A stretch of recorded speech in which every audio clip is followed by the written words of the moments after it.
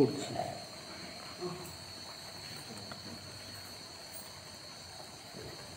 আত্মজ্ঞান ভিন্ন উন্নতি অসম্ভব। উন্নত না হলে সুখী হওয়া যায় না।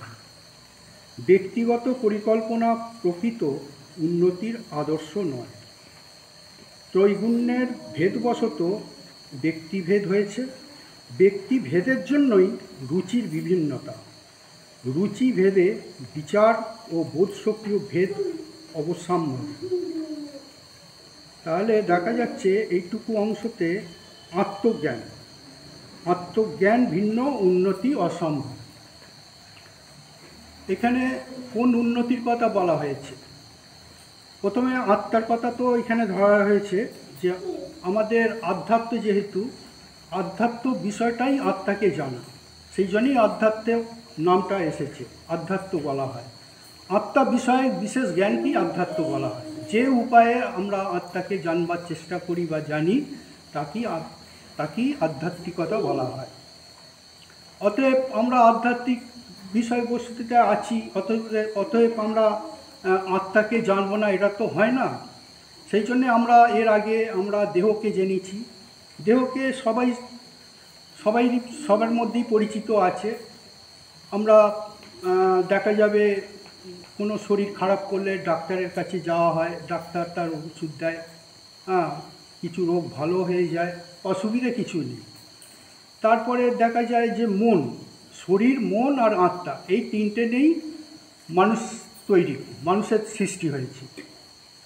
তাহলে মন নিয়েও দেখা যাচ্ছে যে হ্যাঁ, মন যদি খারাপ হয় ডাক্তাররা কিছু কম চিকিৎসা করে, ট্রিটমেন্ট করে, সেটা সাইকোলজিক্যাল বিভাগে, তাও সবটা অংশ নয়।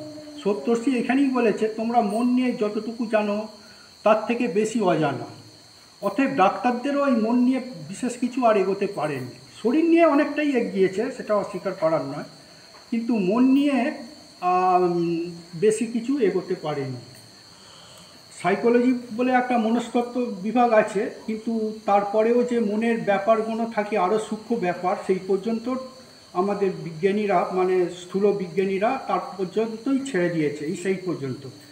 তারপর থেকে যে শুরু হলো যে আত্মা, শরীর, মন আর আত্মা। তাহলে আত্মাকে জানার জন্যে আমরা কি করতে পারি? আমরা শরীর আছে, ঠিক আছে, শরীর তো আছে, তার সঙ্গে মনও আছে, কিন্তু কি থাকলে কি না থাকলে আমরা অচল হয়ে যাব বলুন তো? অথচ ডাক্তার সেটা এখনো পর্যন্ত স্বীকার করে না।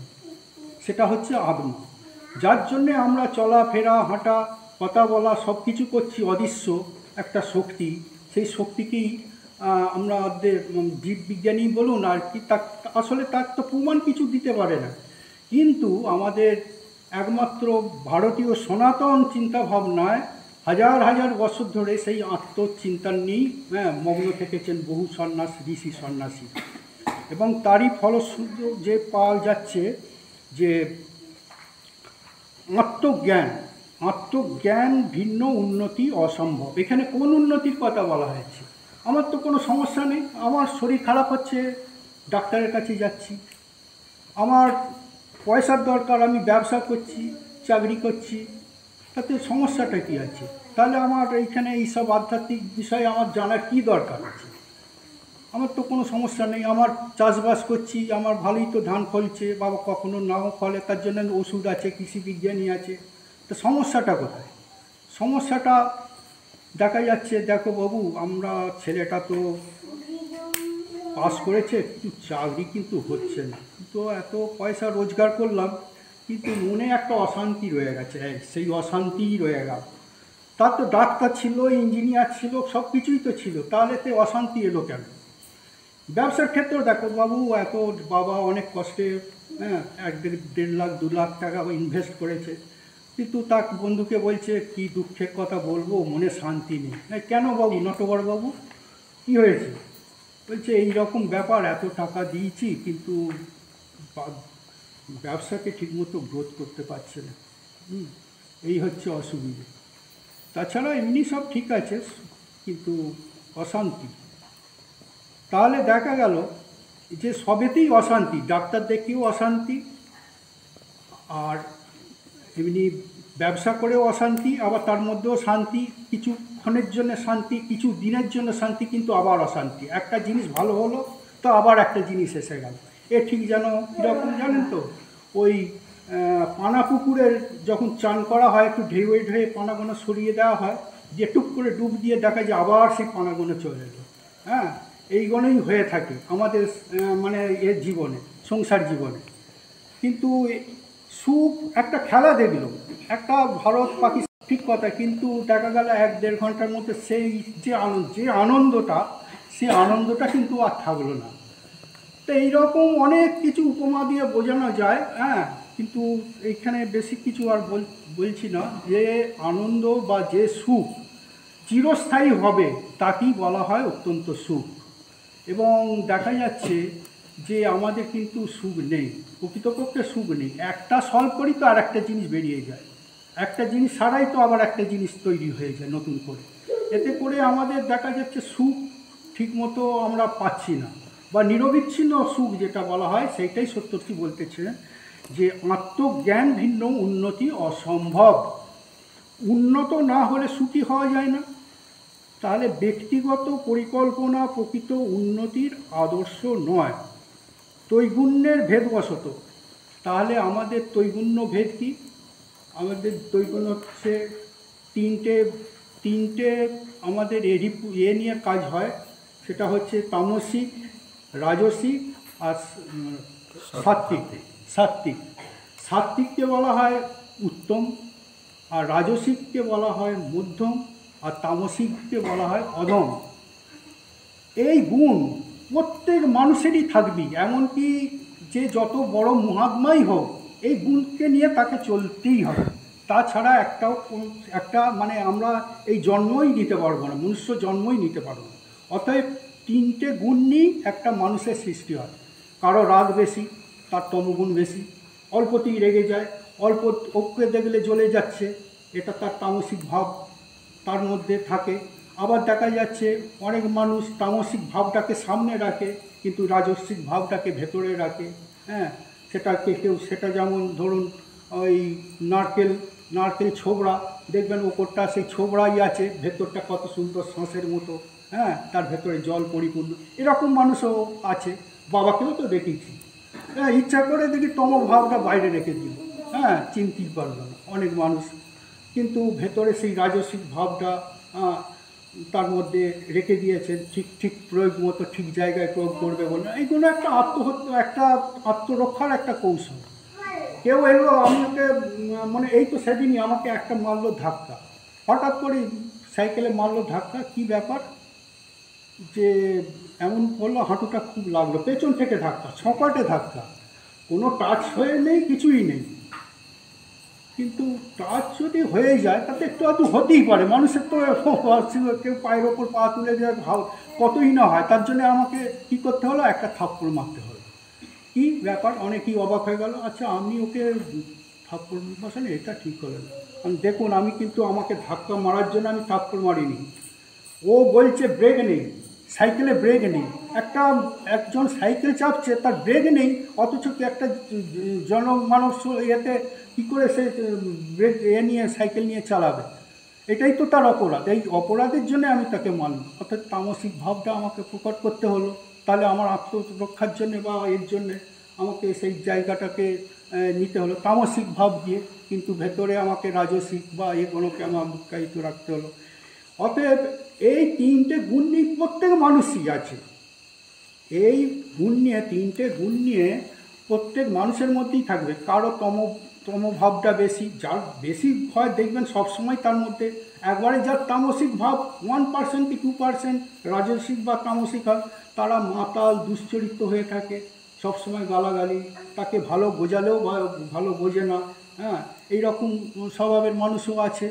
আবার এমন স্বভাবে আছে, সে তামসিক ভাবগুলোকে তাতে যদি ঠিকমতো শিক্ষা নেয়, তার মধ্যে সেই ভাবগুলো, রাজসিক ভাবগুলো তার মধ্যে প্রকট হয়। সত্যশিব সেই জন্যই বলছেন যে রুচির বিভিন্নতা ও রুচি ভেদে বিচার ও বোধশক্তি ভেদ অবশ্যম্ভাবী।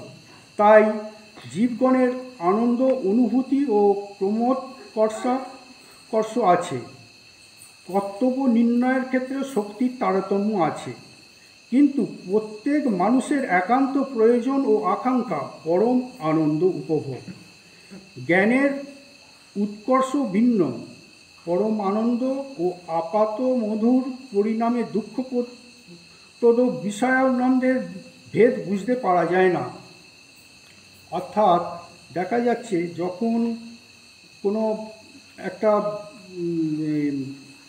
তন্ময় কোনো বস্তুকে নির্দেশ করে একটা জায়গায় যাচ্ছে, সে একটা ধ্যানই হোক যাই হোক বসেছে, বসে তার মধ্যে যে তন্ময় ভাবটা যখন এলো, তখন সে গুলিয়ে ফেলে যে বস্তুই আমাকে সুখ দিচ্ছে, এমন একটা ভাব তার মনের মধ্যে চলে এলো। স্বচ্ছ এবং একটা নৈসর্গিক ভাব সেই মনের ভেতর দিয়ে এমন এলো যেন মনে হচ্ছে সেই আত্মার ছবিটাই তার সেই মনের ওপর, স্বচ্ছ মনের ওপর সেই তার প্রতিবিম্ব দেখতে পাওয়া যাচ্ছে। সে ভাবে যে এটা তাহলে বস্তুই সুখ, অনেকে ভুল করে ভাবে বস্তুই সুখ দিচ্ছে, কিন্তু প্রকৃতপক্ষে বস্তু সুখ দিল না, তার ভেতরে যে আত্মিক যে মেডিটেশন করার ফলে যে তন্ময় ভাব, পবিত্রতা ভাব এলো, তার জন্যই তাকে কিছুক্ষণের মধ্যে সুখ দিল। যদি ধরা যায় তখন প্রকৃতপক্ষে আত্মজ্ঞান লাভ করা যায়। তাহলে এই ভাবকে আনতে গেলে আমাদের কী করতে হয়? সপ্তর্ষি বলেছেন মনকে এক পবিত্র স্থানে রাখতে হবে। পবিত্র মানে কি? পবিত্র মানে আমরা যেমন পরিষ্কার পরিচ্ছন্ন জামা কাপড় পরলে মনের পবিত্রতা আসে, সেই রকমই মনেরও পবিত্রতা আছে। আমার উল্টোপাল্টা চিন্তা বা সেই মধ্যে থাকবে না, নেগেটিভ চিন্তা ভাবনা সেইটা থাকবে না, সেইটাকেই বলা হয় পবিত্র ভাব। এই পবিত্র ভাবের সঙ্গে তাকে এবার দেখতে হবে যে নিশ্চিত কোন বস্তু আছে। তাহলে নিশ্চিত আমি যেই বস্তুকে ধ্যান দেবো সেই নিশ্চিত বস্তু তো আমি কোনোদিন দেখিনি, কিন্তু আমি যাকে বিশ্বাস করি তিনি বলে দিয়েছেন এইটাই নিশ্চিত, তাহলে সেই নিশ্চিত বস্তুতে আমার ধ্যান দিতে হবে। তাহলে এটা একটা 2 নম্বর পয়েন্ট। 3 নম্বর পয়েন্ট হচ্ছে চিত্তাকর্ষক। সেই জিনিসটা হচ্ছে মনে এমন করছে চিত্তকে আকর্ষণ করে, তাহলেই বলা হয় ধারণা। সেইটা কিছুদিন অভ্যাস করলে একটা ধারণা হয়। এই ধারণা যখন নিরবিচ্ছিন্ন হয়ে যায় তখন প্রকৃত ধ্যান উৎপন্ন হয়, আর এই ধ্যানের পরেই তৈরি হয় আত্মজ্ঞান। আত্মজ্ঞানটা এমনিভাবে আসে না। আত্মজ্ঞান এই ধ্যান, প্রথমে ধারণা, তারপরে ধ্যান, তারপরে আত্মজ্ঞান। আত্মজ্ঞান ওই যে বললাম একটা আংশিক আত্মজ্ঞান হলো, যখন একটা কোনো জায়গায় তন্ময় হয়ে বসে আছে, কিছুক্ষণের জন্য ভাবলেশ হয়ে যে সে ভাবলো যে আত্মাকে দর্শন করেছি, কিন্তু এটা প্রকৃত আবার যতক্ষণ ছিল ততক্ষণই, কিন্তু এইটা যদি নিরবিচ্ছিন্ন থাকে তাহলেই প্রকৃত আত্মজ্ঞান। এটা তো একটা দিক গেল। আর একটা এই অংশেরই আর একটা এই নিয়েই বলেছেন, কত পাতা দেখি আজকের বিষয়বস্তু। এর আগে আমি মন নিয়ে বলেছিলাম, মনকে নিয়ে, আর শরীর, মন আর আত্মা। তা আত্মা নিয়ে অন্তত কিছু আমার যতটুকু সম্ভব সেটা ডিসকাস করার চেষ্টা করছি। বিশেষ একটা ক্রিটিক্যাল বস্তু হলেও সেই জায়গাগুলোকে আমাদের কভার করতে তো হচ্ছি, যে যেমনভাবে। কারণ আমরা আধ্যাত্মিক পথে যেহেতু আছি, আমরা আত্মাকে জানবো না, বুঝবো না, কিছু করবো না, সেটা তো হয় না। এমনিতে তো আত্মাকে বোঝা যায় না। সেই জন্যে আমাদের সেই আত্মাকে দেখার জন্যে বা পাওয়ার জন্যে, তার অনুভব স্পর্শ করার জন্যে, তার সঙ্গে আমাদের নিরবিচ্ছিন্ন ধ্যান, জপ, এইগুলোর মাধ্যমে আমরা আত্মাকে দর্শন করতে পারি। কিন্তু আত্মদর্শন করলে অত্যন্ত সুখ। সপ্তর্ষি প্রথমেই বলেছেন একমাত্র সুখ কোথা থেকে হয়? একমাত্র আত্মদর্শনে। তখন দেখা যায়, দেখুন অনেক পয়সাওয়ালা মানুষ আছে, দেখা যাবে তাকে জিজ্ঞেস করি কি অধীরবাবু কীরম আছেন? আরে বাবু আর বলোনি, অমুক তমুক, এই সমস্যাটার জন্য আছি, এই সমস্যাটা আছে। কিন্তু আপনি একজনকে বলে দিন, যারা আত্মজ্ঞানী কোনো মহাপুরুষ, তাদেরকে বলে দিন তার কোনো সমস্যা আছে কি না, সে কিন্তু পক্ষে বলবে না। বলবে এই তো ভালো আছি, কোনো অসুবিধা নেই, তো খুব ভালো আছি। হ্যাঁ, দেহটাও আছে, দেহটা তো একটু কষ্ট দিচ্ছে, তাতে কোনো অসুবিধে নেই, এই বেশ ভালোই আছে, এইরকমভাবে কথা বলবে। কিন্তু যাদের আত্মজ্ঞান হয়নি বা তার পেছনে, তারা কিন্তু তাকে নিয়েই ব্যতিব্যস্ত হয়ে থাকে। বাবাকেও তো দেখেছি আত্মজ্ঞানী মানুষ, এই মনে করুন কত বছর, 8 বছর, ওই বাবার যে ডায়ালিসিসটা হলো, 9 বছর, কেউ পারবে ওই রকম একটা মানুষ? কোথা থেকে আসে, কোথা থেকে শক্তি আসে? উনি আত্মজ্ঞানী মানুষ ছিলেন, প্রকৃত সুখ তিনি পেয়ে গেছিলেন, সেই সুখ অনুভব করেছেন, সেই সুখ অনুভব। কিন্তু আমরা যেহেতু আত্মজ্ঞানীর সঙ্গে, আত্মার সঙ্গে যুক্ত নয়, আমরা সবসময় অসুখেই ভুগবো, সবসময় টাকা পয়সা থাকলেও অসুখে ভুগবো। কোথায় সুখ? টাকা থাকলেও সুখ নেই, পয়সা থাকলেও সুখ নেই, সম্পত্তি থাকলেও সুখ নেই। কিন্তু সপ্তর্ষি এখানেই বলে দিলেন আত্মজ্ঞান ছাড়া সুখ অসম্ভব।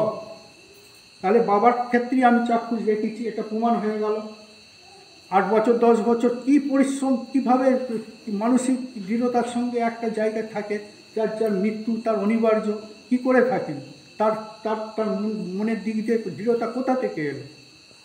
আমি ভেবে অবাক হয়ে যাই। সত্যি সপ্তর্ষি যা বলেছেন, তো তার একটা অংশ কাটার তো ক্ষমতা কারো নেই। আত্মজ্ঞান মানুষই সুখী। এই যে আমরা সুখ সুখ করি, এগুলো তো কোথায় সুখ? এগুলো তো সুখ অসুখ। আজকে যেটা বলছেন, কালকে সেটা অসুখ হয়ে যাবে, পরশু দিন অসুখ হবে। আজকে রূপো ধরুন 1,60,000 টাকা, দেখুন কালকে অসুখ হয়ে যাবে, কারণ দাম বেড়ে গেছে, সে আর কিনতে পারল না, অসুখ। এও এক ধরনের অসুখ। তার মনে শান্তি নেই যে যদি পারি 5 কেজি রূপো যদি কিনে রাখতে পারতো, অসুখ। কিন্তু আত্মজ্ঞানী মানুষ ওসব নিয়ে কোনো চিন্তাই নেই, অথচ সব কর্মই করছেন, সংসার ধর্মও করছেন, আর কর্তব্য পালনও করছেন, আবার তিনি আত্মানন্দে আছেন। তার সংসারী মানুষের মধ্যে এই যে আত্মা দর্শন করে থাকা এবং তার আনন্দ পাওয়া, এবং সেই আনন্দিত মানুষ যদি থাকে, সে তো আহ্লাদিত হয়ে যায়। আমাদের কাছে, আমাদের সঙ্গে বলতেন, কত গল্প করতেন, কত আহ্লাদ তার মধ্যে থাকতেন। একটা আত্মদর্শী মানুষ একজনকে সেই জিনিসগুলোকে তো রাখার জিনিস নয়, সেই জিনিসগুলো দেওয়ার জিনিস, দিয়ে একটু মনে হয় তার একটু হালকা হলো অন্তত।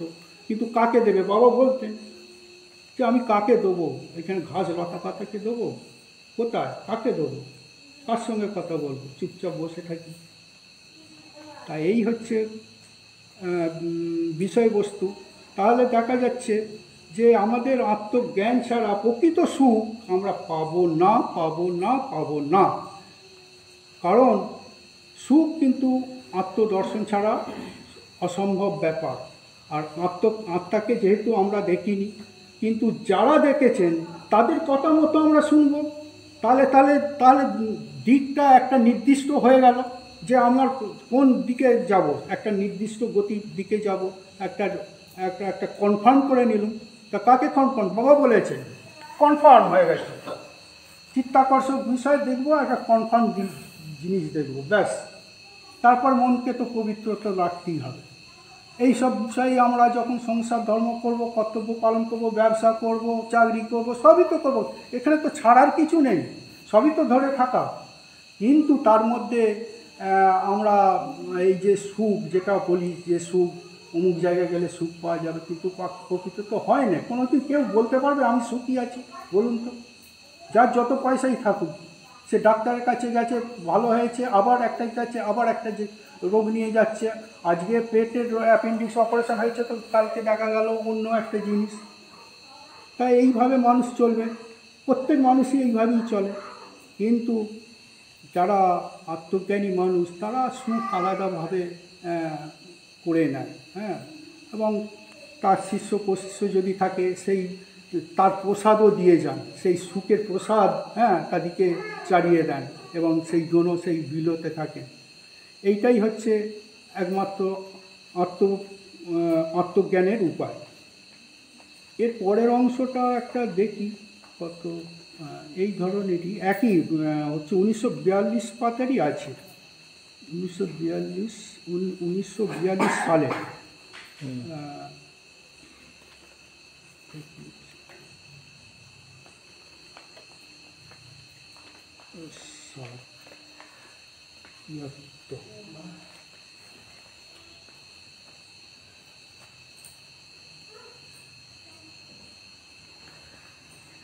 সালেই আসলে এই পিসটা তো অনেক বড়, মানে 1942 সালেরটাই সব থেকে বড় মনে হয়।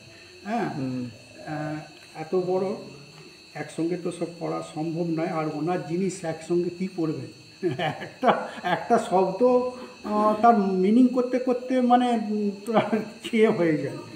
তা কিছু অংশ আবার একটা অংশ করছি।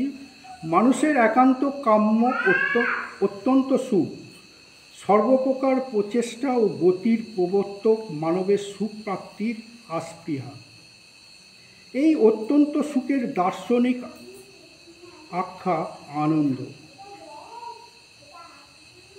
সাধারণ মানুষ জানে না ঈপ্সিততম আনন্দ বা সুখের স্বরূপ কী। মন, ইন্দ্রিয় ও বিষয় সংযোগে উৎপন্ন সংবেদনের প্রতিক্রিয়ায় যে মানসিক পরিবর্তন বা চিত্তবিকার ঘটে তাহা কি সুখ ভাবে। তাহলে কি হচ্ছে, মন, ইন্দ্রিয় ও বিষয় এই তিনটে জিনিস থাকতে হবে। তাহলে মন, ভালো করে শুনবেন, মন, ইন্দ্রিয় মানে চোখ, কান, স্পর্শ, এই যে ত্বক, এইসব ইন্দ্রিয়র কথা বলা হয়েছে। সাধারণ মন, ইন্দ্রিয় ও বিষয় সংযোগে উৎপন্ন সংবেদনের প্রতিক্রিয়ায় যে মানসিক পরিবর্তন বা চিত্তবিকার ঘটে তা কি তারা সুখ ভাবে। মানে আমার যে মনটা এক জায়গায় ছিল, কিন্তু এই প্রতিক্রিয়ার পরে সেই জায়গা থেকে মনটা চ্যুত হলো। সত্যর্ষি বলছেন এইটাকেই বলা হচ্ছে চিত্তবিকার, এইটাকেই বলা হচ্ছে চিত্তবিকার। আমার মন তো এক জায়গায় শান্ত হয়েছিল, হঠাৎ করে দেখবেন একটা খেলার খবর এসে গেল, বিকার এসে গেল, মারাদোনা গোলটা দিয়েছে, হয়েছে তো, মারাদোনা যেই গোলটা দিয়ে জিতে গেল হার্ট ফেল করে গেল, এত আনন্দ হয়েছে, চিত্তবিকার ঘটে গেল, তো হার্ট ফেল করে গেল, মরে গেল। মানে আনন্দটাও সহ্য হয়নি, কেঁদে ফেলে তো অনেকে দেখুন, খুব আনন্দ, ছেলে পাস করেছে, কেঁদে ফেললো। হ্যাঁ, মরে যেও যেমন কান্না পায়, খুব আনন্দতেও কান্না পায়। যার জন্যে বলা হচ্ছে শুভ অশৌচ, এটা জেনে রাখুন, শুভ অশৌচ আর এমনি অশুভ অশৌচ। আমরা মরে গেলে যে অশৌচ পালন করি, আমাদের চিত্তবিকার ঘটে। চিত্তবিকারটা কীরকম, আমরা পারবো কোনো একটা দুঃখজনক অবস্থা হলে চিত্ত যেই জায়গায় বা মন যেই জায়গায় থাকে, পারবো আমরা চুপচাপ বসে ধ্যান করতে পারবো না। সেই জন্যই বলা হয় এটা অসুচি, এখন ঠাকুর দেবতাকে না পুজো করাই ভালো। এই জন্যই বলা হচ্ছে, এছাড়া ছোঁয়াছুঁয়ির কোনো ব্যাপার নেই। সপ্তর্ষি বলেছেন সূচি, অসুচি, অশৌচ এইসব নিয়ে ডিসকাস করেছেন। আসলে উনি তো একজন বড় মানুষ, একটা দুটো কথা ব্যবহার করেন, এইসব বিষয় নিয়ে বেশি কথা উনি বলেন না, কিন্তু দেখা যাচ্ছে এইটা নিয়ে আমরা বেশি নাড়াচাড়া করি।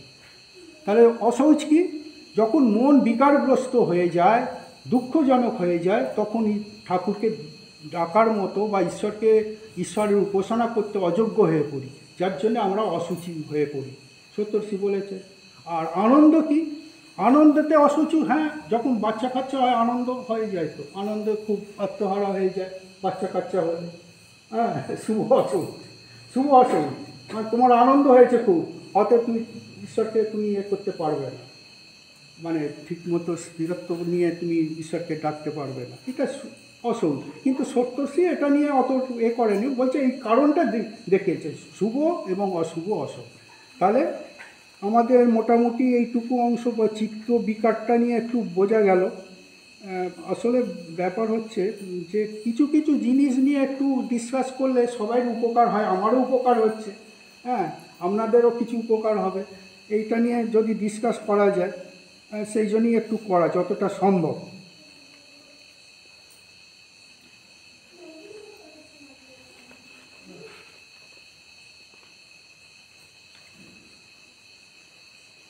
আরেকটা অংশ পরে আমি শেষ করব। প্রকৃতপক্ষে চিত্তের একটান ও প্রত্যয়যুক্ত অন্তর্মুখ অবস্থার দর্পণস্থ প্রতিবিম্বের ন্যায় সুখময় আত্মার প্রতিবিম্ব নিরুদ্ধ বৃত্তিচিত্তের স্বচ্ছতার প্রতিফলন হয় এবং ভোক্তা অজ্ঞাতসারে আত্মস্থ হয়ে আনন্দস্বরূপ আত্মাকে উপলব্ধ করে।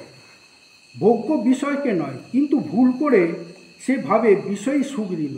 পরমার্থত ক্ষণকালের জন্য চিত্তবৃত্তির নিরুদ্ধ অবস্থায় সুখানুভূতির হেতু বস্তু সুখ প্রদাত্তি, এই কথাটা বলা হয়েছে। অর্থাৎ যখন কোনো বস্তুতে তন্ময় হয়ে থাকি তখন একটা শুদ্ধ ভাব আসে মনে, চিত্তবৃত্তির মধ্যে একটা শুদ্ধ ভাব হয় এবং সেই